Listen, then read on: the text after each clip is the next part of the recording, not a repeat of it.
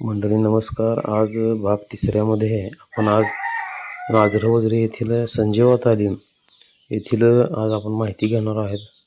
अपहारी वस्ताद आणि हे प्रवेशद्वार आहे. तर या तालमीमध्ये बरेचसे पैलवान घडले, नोकरीला लागले.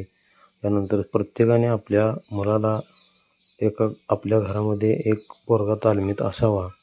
संजीवा कृपा स्वामी महाराजांनी ही तालीम सुरू केली व ती आज ही अद्ययावत अशी आहे आणि त्याची माहिती पुढीलप्रमाणे पाहूया. चला, ही तालीम आहे काय इथं? हा कुठली तालीम?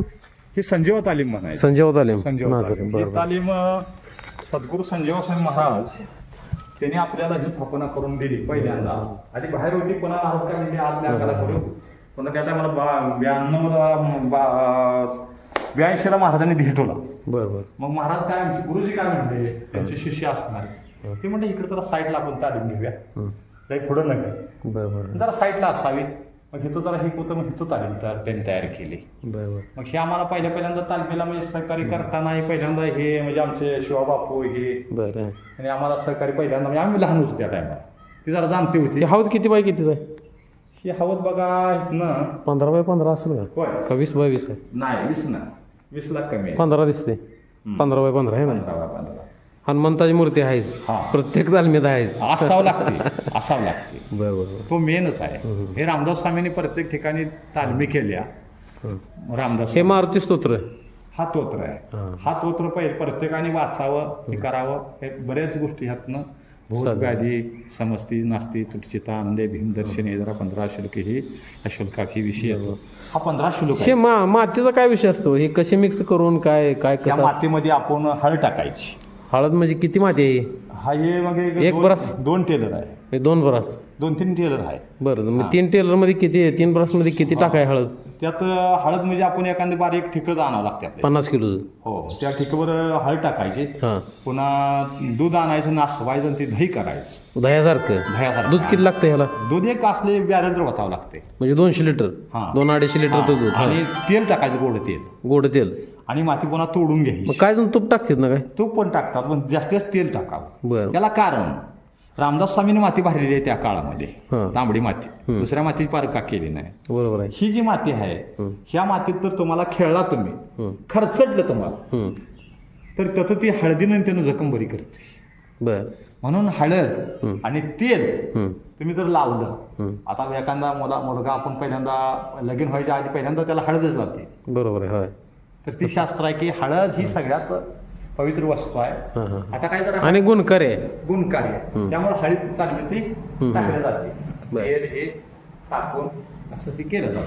मग आतापर्यंत काय पैलवान वगैरे घडले असतील? पैलवान आता बरेच आपले घडत गेले, किंवा काय मिलिटरीत गेले, काय पोलीस झाले, पोरं बरेच घडत गेले.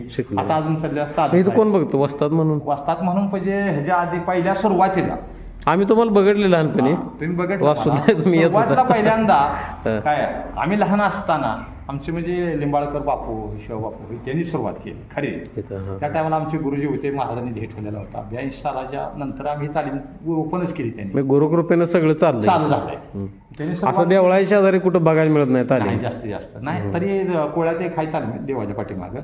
वाटतं पांडुरंग महाराजाला डेग ह्याला तुमच्या जुनीनं एक आहे, जुनीला काय पाठीमागं आहे.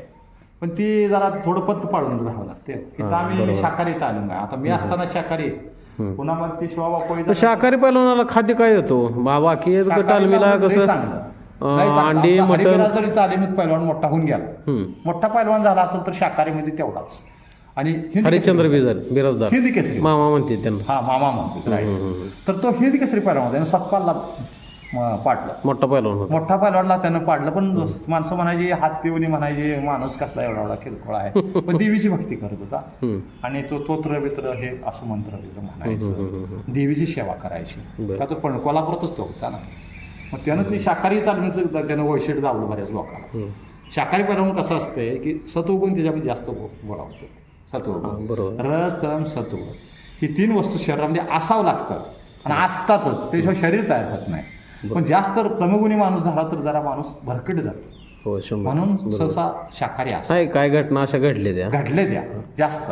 आणि हे आम्हाला महाराजाच्या पैलवानांनी सुद्धा शाकाहारी असणं गरजेचं चांगलं. आता हत्ती सगळ्यात मोठा आहे मला थोडक्यात सांगा. सगळ्या प्राण्यात हत्ती मोठा आहे. हत्ती काय खातो? गवतच गवतच खातो. ते लाकूड बिकूड फोडून खातो, झाडं पाल खातो. हम्म. हत्ती सगळ्यात मोठा आहे. वाघ काय मोठा आहे का एवढा? नाहीच की. फक्त वाघ मांस खातो, त्याच्यामुळे ती जिभीनं पाणी पितो. हम्म. म्हणजे असं फटानं पित नाही, जिभीनं पाणी पितो. जिभीनं पाणी पिणारं तो प्राण्याला ती पचतंय, हम्म.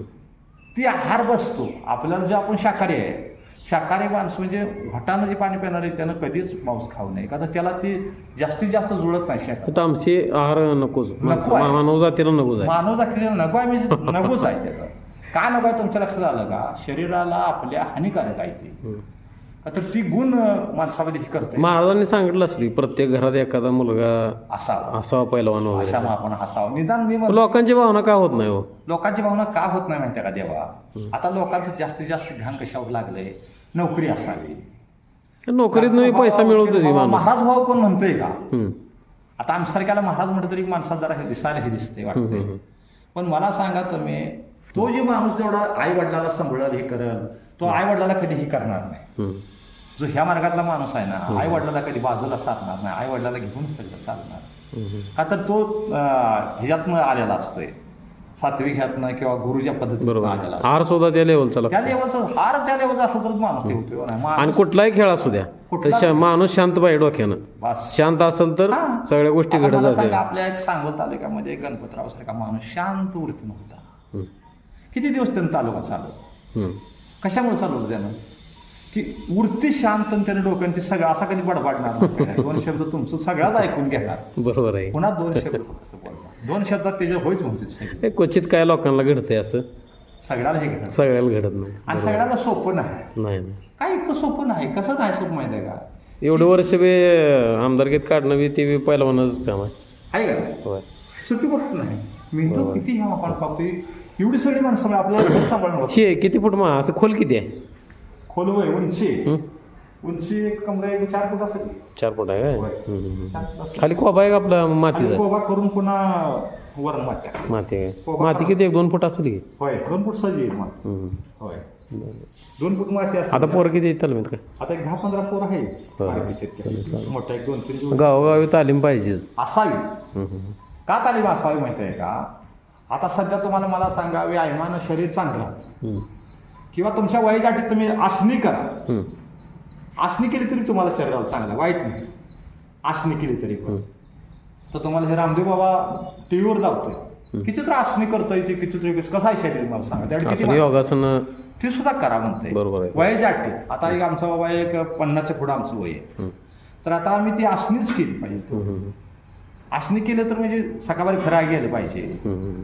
फिरायला जायचं म्हणजे निवड रोडला जायचं नाही, हायवे रोडला जायचं नाही. ते उलट वाईट आहे. कसं धुराचं प्रदूषण झालेलं असतंय.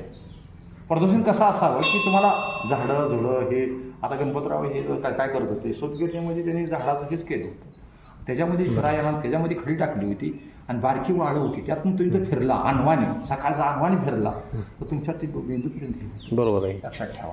पायावर बी बरंचसं शरीराचं हे मेनच पाय आहे. अनवाणी महत्वाचं. तुम्ही शीर्षासन केलं, लक्षात ठेवा. तुम्हाला लहान वयातच तुम्ही गर्भामध्ये, गर्भासन म्हणून बघितलं जाते, लहान वयातच ते होतं 9 महिने पोटामध्ये. तुम्ही तर जरूर एक 7 मिनिट पक्षावर उभा राहिला, मेंदू 1 नंबर चालला. बरोबर आहे. 1 नंबर मेंदू चालणार. काय तर मी आज बरेच 1-2-3 लोकांची बघा असं ते शिकवून फिट येणारी सुद्धा बंद केली. केवळ ते आसन करायला हवं आणि ते आसन करून त्याला ते शिकायला 2-3 गोळ्या होत्या. एक मुलडीचे पोरगं माझ्याकडे येत होतं. 2-3 गोळ्या होत्या, त्याला त्याचं क्लिअर झालं, त्याचं लगीन झालं, लेकर वाढलं. त्याच्या बाला भेटत होती, त्याच्या बाला अनुवंशिकता थोडीफार. ती म्हणायचा. मी आम्हाला तसं नाही, मी सांगतो व्यायाम कर. आणि व्यायाम केला म्हणजे व्यायामानं सगळं काय आजार होतंय. लोक काय आता पोरं घरचं अन्न खातच नाही ती. आता आई वडीलच चूक लोकांना सारखं डाब्यावरच पडते आता हॉटेलवर. ती चूक आहे. तुम्ही फक्त तुमच्या माय बाप केवळ काशी त्याने न जावे तीर्थाचे. आई वडिलाला समजा तीर्थाला जायचं थोडा गरज नाही. बरोबर आहे. मला सांगा, पुंडलिकासाठी देव आला, पण त्याच्या आई वडिला सेवा करताना देव तत्ता आला. देवाकडे ती गेला नाही, देव त्याच्याकडे आला. देव त्याच्याकडे आला, तो देवाकडे गेला नाही. शंकर पार्वतीला 2 मुलं होती, गणपती आणि कार्तिक. होय. एक प्रश्न टाकला होता की बाबा इथं म्हणजे प्रदक्षिणा मारून, आणि ती कार्तिक गेला पृथ्वीला प्रदक्षिणा मारा. हा, गणपतीनं तत्व आई वडिलाला प्रदक्षिणा मारलं. आई वडिला आई वडिलाला प्रदक्षिणा मारणं श्रेष्ठ आहे ना. बरोबर आहे. आणि गौतम ऋषीच्या टायमाला तसं झालं. गौतम ऋषीने काय केलं की गाय कामधेनू गाय येल झाली गेली. येल झालं तर तो वासरू बाहेर यायला लागलं होतं आणि त्यांनी तिलाच वेळा मारला. म्हणजे ही आईला जी आहे काय ब्रह्मदेवाची ती बघा त्याचं सांभाळले, त्यातून त्यात ती प्रदर्शनाची मारली गौतम ऋषींनी. हा ती प्रदर्शना मारली, त्याचं ती बघा त्यालाच ती दिली. मग सगळं इंद्रचंद्र म्हणाले मग आम्हाला कशाला बोलवायचं. ते म्हटले अहो कामधेनू गाय म्हणजे ही डबल तर अशा पद्धतीने या तालमीच्या शेजारी वधूवर पक्ष सुद्धा स्थापन केलेला आहे. त्यानंतर पुढे 3 कायले आहेत, 65 किलोच्या म्हणजे 1.5 टनाची कायले आहेत सगळ्या. वर्षातून दत्त जयंतीला हा उत्सव साजरा केला जातो आणि यातून अन्नदानाचं काम या संजीवा महाराजांच्या कृपा आशीर्वादानं या नाझरे वझरे गावामध्ये आज ही अद्ययावत पद्धतीने, आज ही जुन्या परंपरेने आपल्याला पाहावयास मिळत आहे. खरं एकदा भेट द्या. आणि त्यांनी सांगितलं की लाडूचा एक विषय, लाडू हा प्रसाद नाही, तर लाडूपेक्षा तुम्ही प्रत्येकी गहू गोळा करा आणि खीर तयार करून प्रत्येकाला प्रसाद म्हणून द्या. असं हे संजीवा महाराजांचं सत्पण या ठिकाणी या दोन्ही गावांना लाभलेलं आहे. तर या गावांनी सुद्धा खरंच तळमळीने हे काम आजही सुरू ठेवलेलं आहे. या सर्व दोन्ही नाझरे आणि वझरे गावाचं मनापासून मी आभारी आहे आणि प्रत्येकानं खरंच अवश्य भेट द्या. निसर्गरम्य असं वातावरण आहे. तर वस्तादांचंही या ठिकाणी मी अप्पाहरी वस्तादांचं या ठिकाणी मी आभार मानतो की नवीन पिढीला आजही त्यांच्यापासून प्रेरणादायी असं त्यांच्याकडून आपणास ऐकायला मिळालं आणि नवीन पिढीनं सुद्धा ही तालमीमध्ये येऊन आपण कसं घडायचं हे त्यांच्याकडून अनुभवलं पाहिजे. तर प्रत्येक युवकांना माझं एकच सांगणं आहे की या ठिकाणी कोणत्याही तालमीमध्ये जावं, या ठिकाणीही या आणि आपलं शरीर मजबूत, आपलं आरोग्य सुंदर आहे तर सगळं जग सुंदर आहे. एवढंच मी या ठिकाणी सांगतो आणि धन्यवाद देतो आपणाला. रामकृष्ण हरी.